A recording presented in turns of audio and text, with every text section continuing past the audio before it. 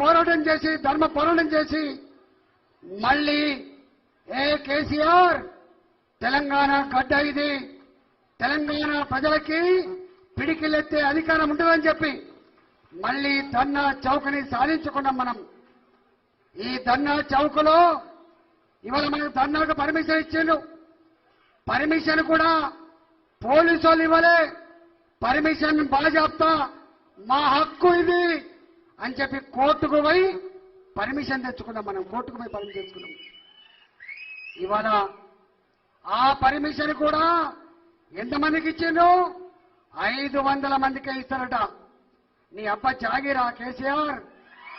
ఇవాళ జిహెచ్ఎంసీ ఇండ్లు లేని వాళ్ళు 500 లేరు, ఇండ్లు లేని వాళ్ళు 5 లక్షల మంది జిహెచ్ఎంసీలో ఉన్నారు.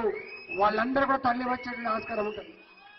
ఇవాళ ఏమన్నాడే కేసీఆర్, గవర్నర్ కిషన్ రెడ్డి గారు